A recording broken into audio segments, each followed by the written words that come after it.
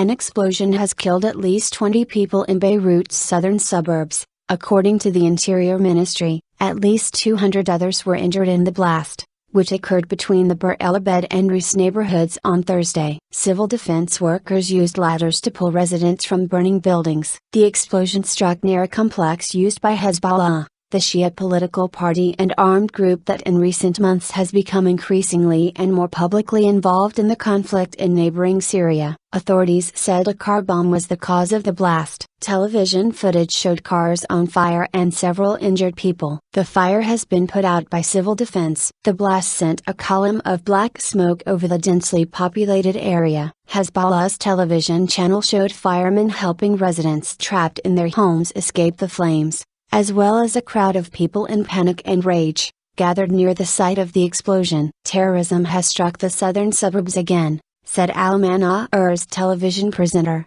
adding that Hezbollah was paying the price for its position. Caretaker Prime Minister Najib Mikati declared Friday a national day of mourning, called on Higher Defense Council to hold meeting. Responsibility claim. An unknown Syrian Sunni group called Aisha al-Mu'minin claimed responsibility for the bombing. Shortly after the attack, an online video surfaced showing three masked men, two of them holding rifles, in front of a white flag inscribed with the Islamic profession of faith. "We sent a message to Hezbollah chief, Hassan Nasrallah's pigs," said one of the men, wearing a white mask. Al Jazeera's Zaina Qadr, reporting from Lebanon, said Hezbollah has been receiving threats from some groups linked to the Syrian opposition. "We know Hezbollah lost a lot of popularity after it sent its fighters into Syria to support the Syrian regime against the opposition," she said. Syria's conflict has spilled over into Lebanon, where there have been outbreaks of fighting reflecting the sectarian divisions emerging in the Syrian war. Lebanon's Sunni Muslims mostly support the rebels in Syria,